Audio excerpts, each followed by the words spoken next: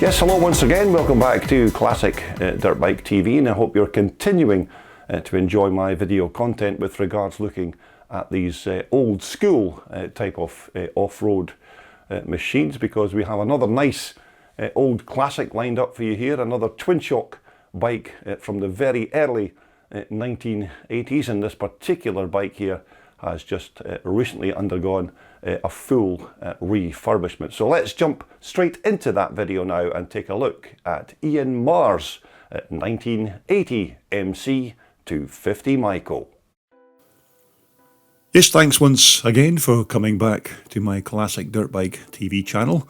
And in this next video here, we're going to take a look at a bike that I'm quite familiar with, because I did own and race an almost identical model to this bike back in the day, although my 1980 bike had an 81 250 reed valve motor in the frame. And so what we're looking at here is Ian Marr's 1980 MC250 Maico Twinshocker, and although Ian's bike's maybe not a fully 100% original machine from that year, due to it having undergone a complete refurbishment by Ian, nevertheless it's still a lovely example of one of these not so iconic 1980 250s. Now, when I say not so iconic bikes, I don't mean that these 1980 models weren't that good, because they still had a decent chassis and a fantastic two-stroke motor, but for me they just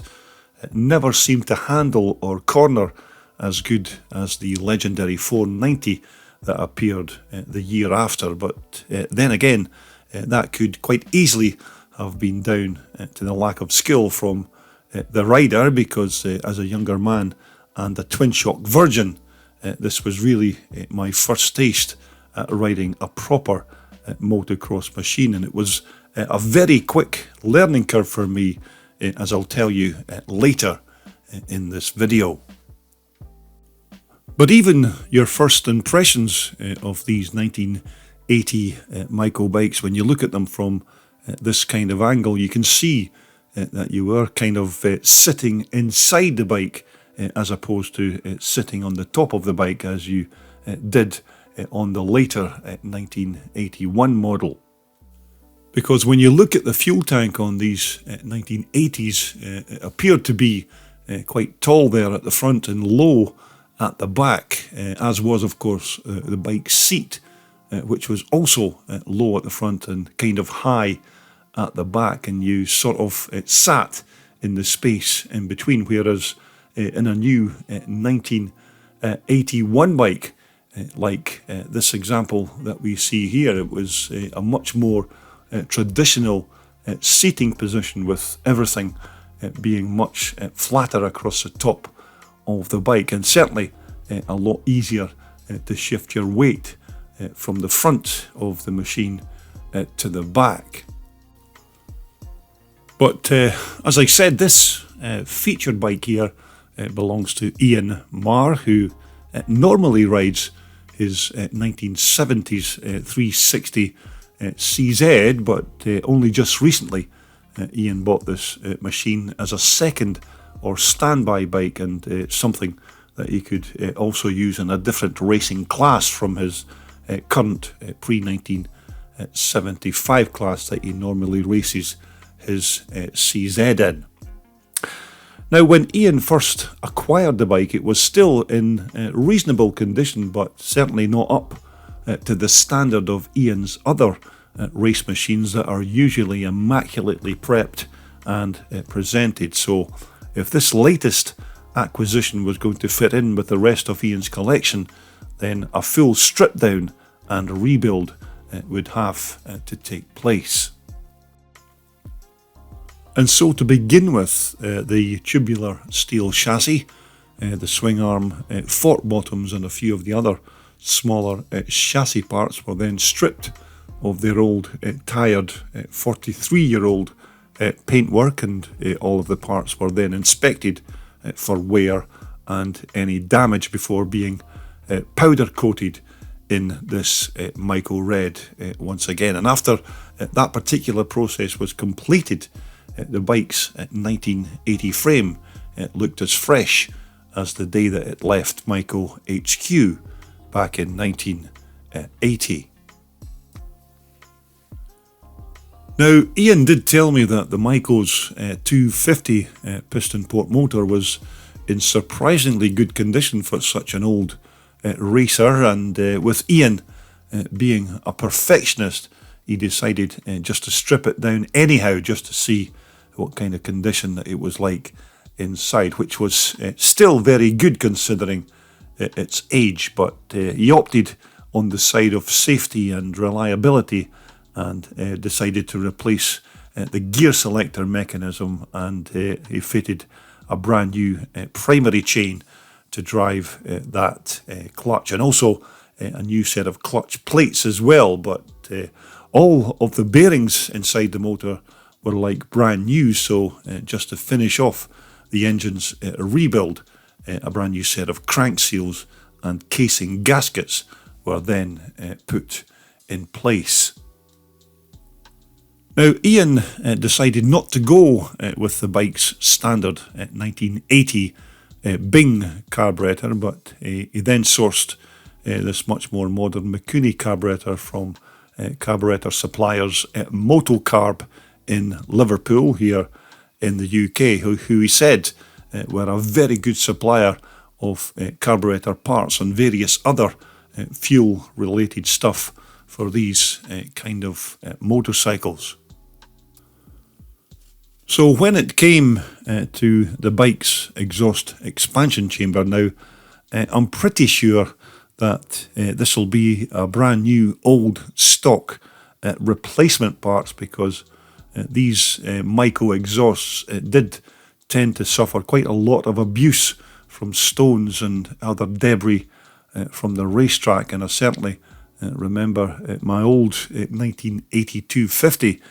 was forever needing repairs or dents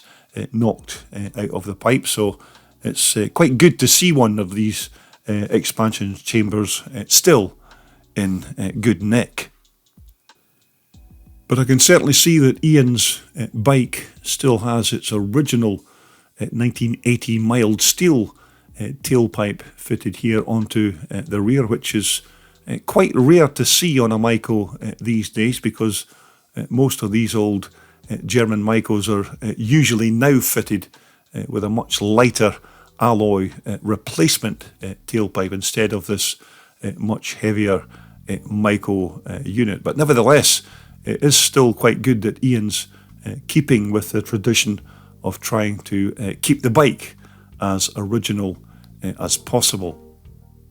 Now, just as I mentioned at the beginning of this video, as a Maico Twinshock virgin way back in the day, the very first time that I bought my first 1980 440,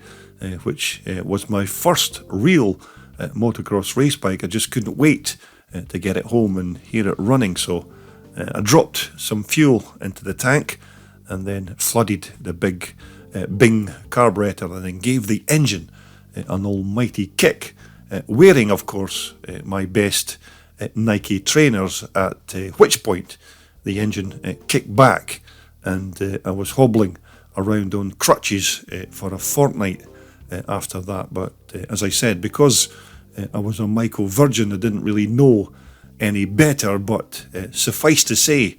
I never really went near that bike again without a good strong pair of motocross boots on both feet. But for me, there was always one thing that stood out on these 1980 bikes, and something that I'd observed very early on in my ownership with one of these machines, and that it just seemed that the bike had far too long front forks for its chassis, which made it look very tall here at the front, which may have had something to do with why these kind of bikes never cornered as easy as they should. But nevertheless, Ian did perform a complete strip down of these forks, and he replaced the internal springs and the seals, and also the fork stanchions were also replated as well, and with their new paintwork on the bottom fork legs, then this was basically a brand new suspension system that was now fitted here at the front end. But rather than opting for a new set of flashy wheel rims on Ian's 1980 Maico, Ian just decided to keep the bike's original Acront gold alloy rims and have a brand new set of spokes then laced onto the original Maico hubs, which again would all help to keep up the theme of keeping the bike in as near to stock original condition as was possible. Now, when it came to the bike's front and rear brakes, these were again still in very good condition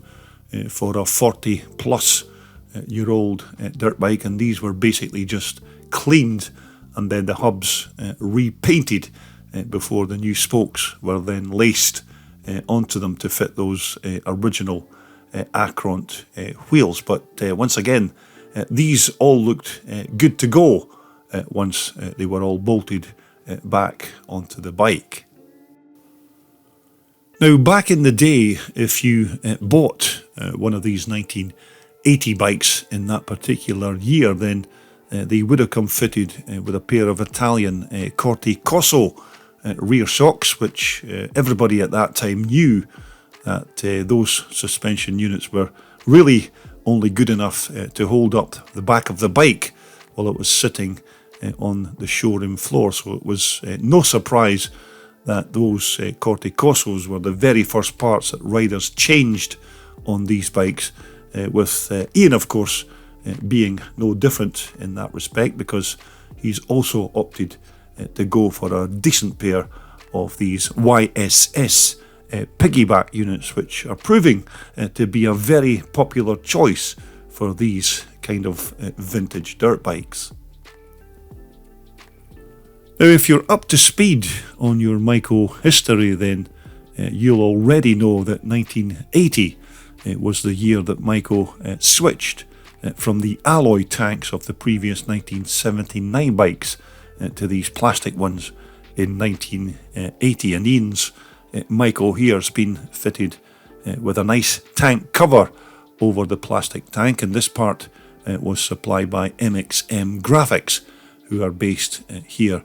in Scotland. And as I remember, I think this fuel cell held about 2.5 gallons of pre-mixed fuel, which was usually enough to keep our 250 engine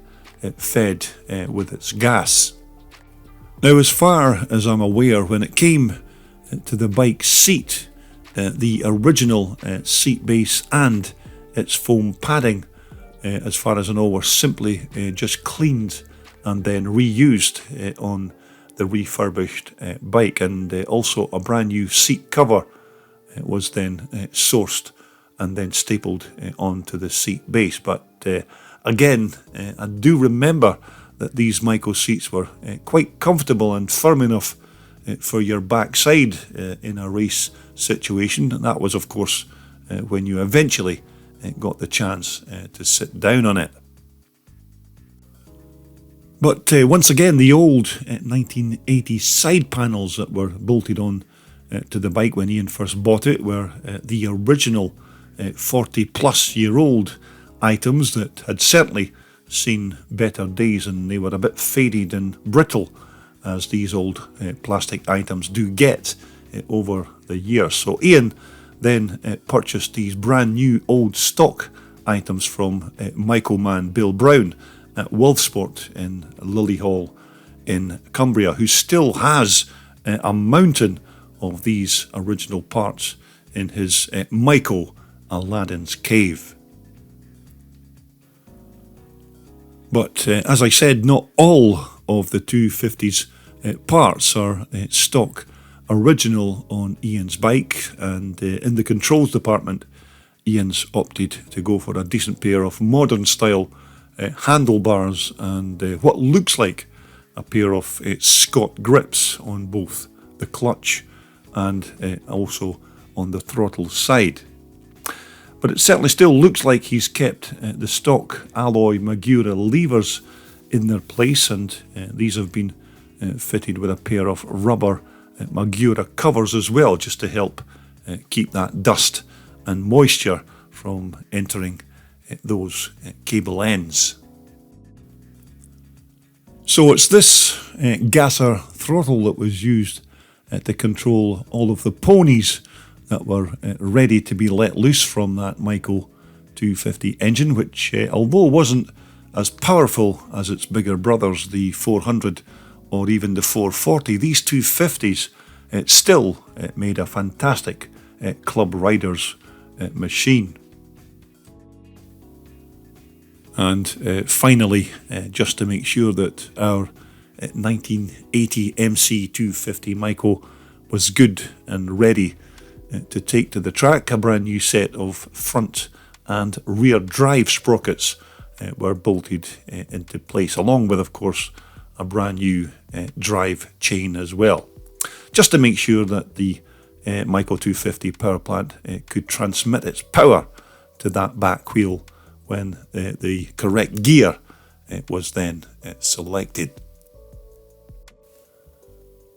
Although for a much smaller 250 dirt bike from 1980, these were still decent machines, because they did have a very good two-stroke piston port 5-speed engine, and mediocre handling, if we're being quite blunt here, because the previous 1979 Maico was a much better option, because it did handle much better and also had a far superior frame geometry than these 1980 bikes. But of course, don't let that particular criticism put you off if you're looking to buy one of these 1980 Maicos, because as I said, they're still quite competitive, especially if you go for the much bigger 400 or the 440, which was the actual bike that I raced back in the day. But if you're quite happy just sticking to being a 250 club rider, then that's absolutely fine. But if you want to mix it with the big boys, then it's probably best to go for the much bigger 400 or 440 model. But of course, we're not taking anything away from all of the hard work and the effort and money that Ian's spent refurbishing this bike, because he certainly tried to save and keep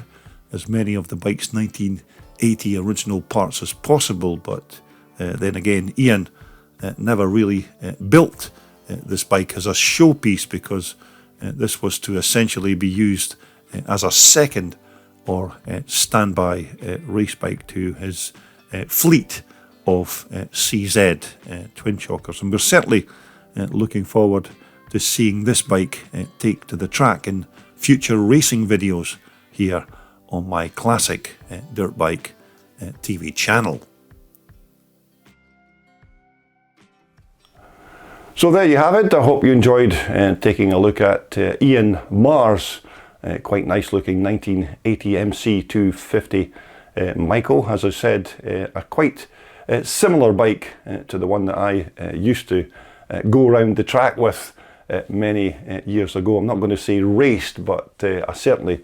did go around the track. But a nice machine there, and Ian's done a fantastic job of that particular refurbishment.